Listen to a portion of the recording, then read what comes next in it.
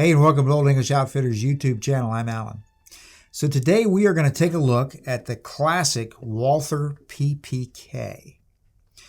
This is a pistol that has a very, very old lineage behind it. Walther's one of the older manufacturers of firearms on the planet, and they actually designed the PP series, which this pistol descended from, in 1929. And this pistol, the PPK, designed in that time frame, really hasn't changed much. A couple small things that we'll mention, but not really very much since that time. It was the first successful double-action semi-automatic pistol. There were some others, but this was the first one that was really successful. Small pistol, not real large, caliber .380 ACP. A lot of the original guns were made in .32 ACP. Currently, Walther makes these only in .380. This gun comes out of Walther's factory in Fort Smith, Arkansas. Some of it's made in Germany, some of it's made here. But Walther has that facility in Fort Smith, which they've had for a little while now. So that's where this is actually assembled at. That's why this can be sold in the United States, because the PPK did not meet enough points in the point system that the Gun Control Act of 1968 established to be imported. Now, Walther got around that by making the grip frame just a little bit longer, and it became the PPK-S.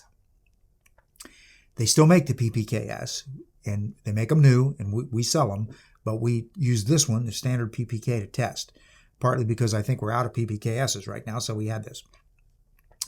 This gun is black. It's really not blue. It's melanite coated, which is a smart idea on Walther's part. Let's talk just a little bit about the features on this gun. It is a double-action semi-auto. So you've got an exposed hammer. This weapon is empty and safe, by the way. So when you pull the trigger, all the way through, you cock and then release the hammer. Of course, being a semi-auto, once it cycles, the hammer's fully cocked. So now you've got just a simple, short, pretty light single-action trigger.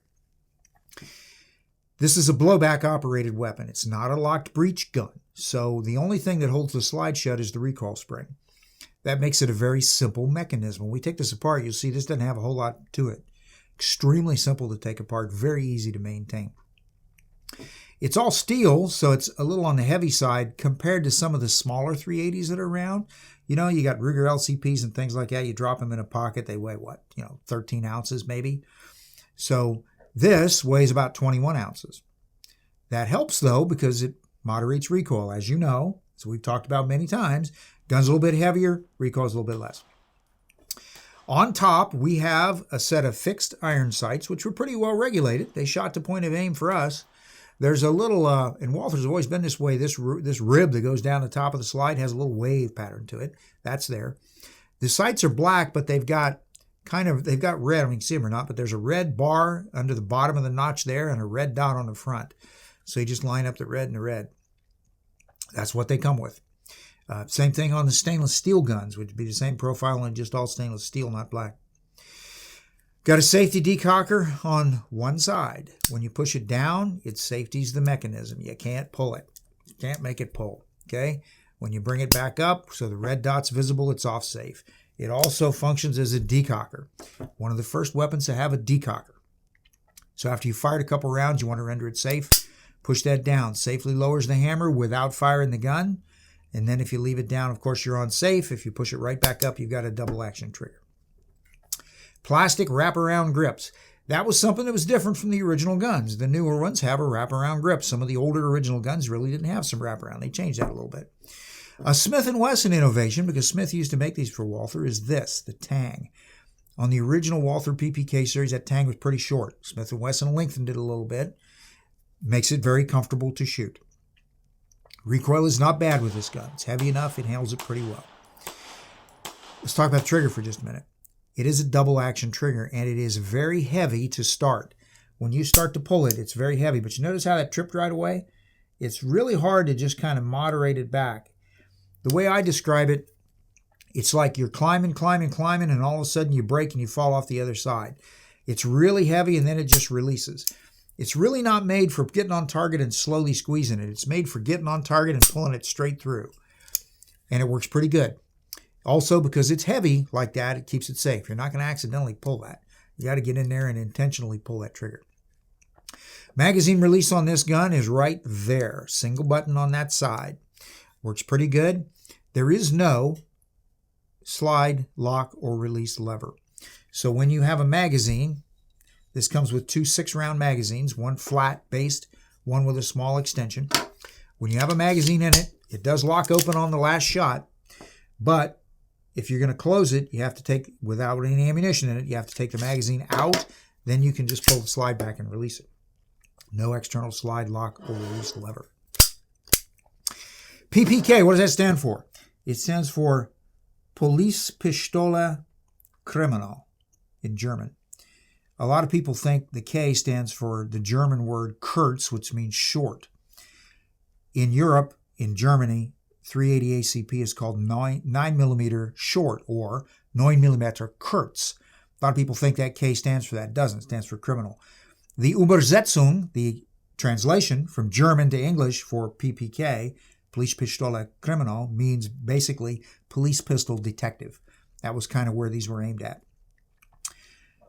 German police used these. German military used these. The calibers 380 ACP and 32 ACP were popular military calibers for officers back in the day when this thing was designed.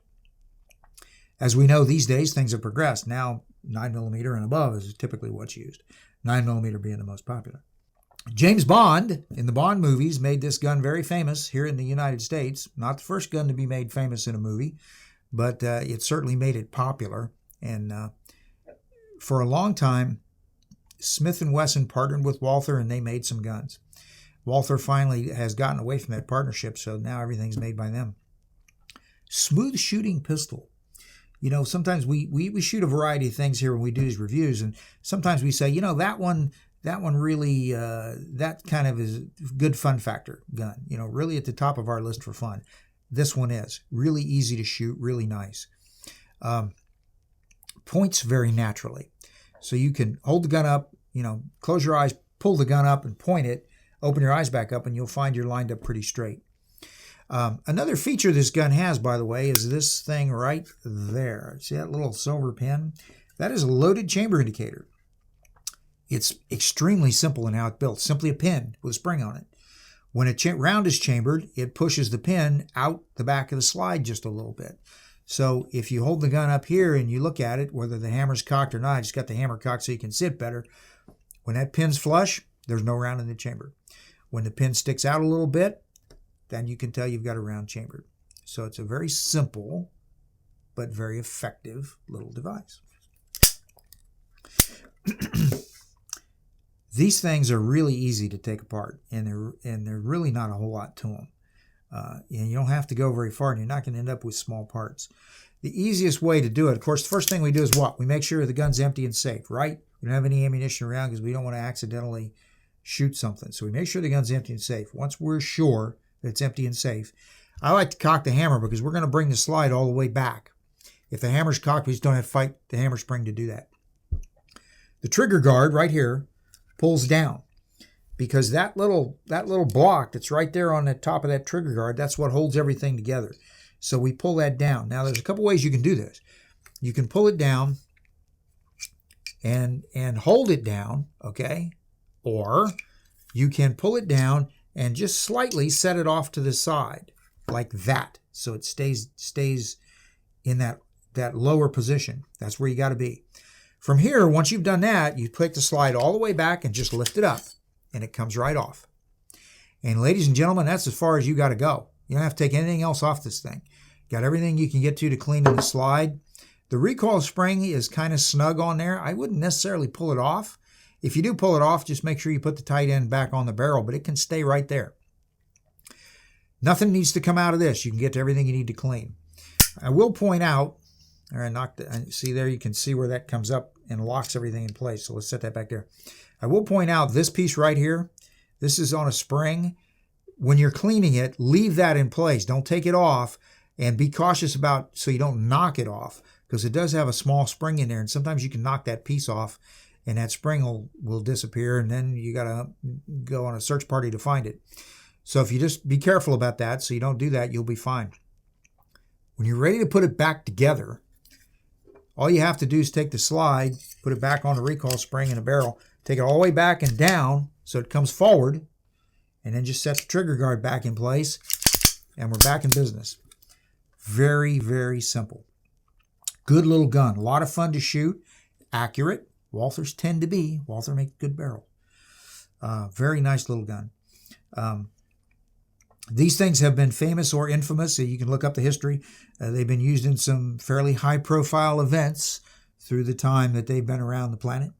But today we have the brand new one that Walther makes that you can buy and carry and use, and it's a really nice little gun. We had a lot of fun shooting it this morning. How much? $7.99 for the melanite-coated blue one. I think it's about $8.29 or $8 something for the stainless steel one.